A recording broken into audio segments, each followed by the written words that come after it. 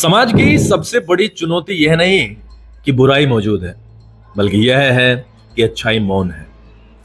इसलिए आवश्यक है कि हम बुराई के प्रति सजग हों, उसके परिणामों को समझें और उन्हें समाज के सामने स्पष्ट करें। जब चेतना जागती है, तब परिवर्तन की शुरुआत होती है।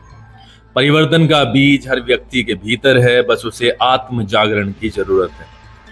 अगर आप बड़ी सफलता पाना चाहते हैं तो आपको अपनी सीमाओं से परे जाना होगा, खुद को ऊंची मानसिक अवस्था में ले जाना होगा। सफलता वही है जो आत्म अनुशासन और सजगता से उपजती है। हर मनुष्य के भीतर प्रकाश का स्रोत है, परंतु उसे जलाए रखने के लिए संयम और संतुलन की आवश्यकता है। संतुलन ही जीवन का असली सौंदर्य है। बुद्ध ने कहा था, मध्यम मार्ग ही मुक्ति का मार्ग है। जो व्यक्ति संतुलन को साध लेता है, वही जीवन की कला जान लेता है। आज का युग अति का युग बन गया है। उपभोग, प्रतिस्पर्धा, अहंकार और विचारों में अति। इसका परिणाम है तनाव, असुरक्षा और असंतुलन। अति का कोई भी रूप विनाश की ओर ले जाता है। अति के बाद शांति नहीं, बल्कि शून्यता आती है।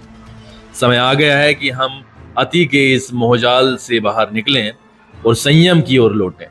अति की प्रतिक्रिया हमें विनाश की दिशा में ले जाती है, जबकि संतुलन हमें सृजन की ओर। संयम ही उत्थान का मार्ग है। इसलिए हमें अपने भीतर जागरूकता का दीपक जलाना होगा, ताकि न अज्ञान हमें बांधे, न अहंकार हमें अंधा करे और न प्रमाद हमें गिराए। तभी जीवन का उदय स्थायी बनेगा और अस्त का भय नहीं रहेगा। जो व्यक्ति स्वयं को जीत लेता है, वही सच्चा विजेता है। अतः जीवन का मूल मंत्र यही है, अति नहीं, संतुलन। अहंकार नहीं, विनम्रता। अज्ञान नहीं, जागरूकता। जब जीवन संतुलित होता है, तब ही उसमें प्रकाश स्थायी होता है।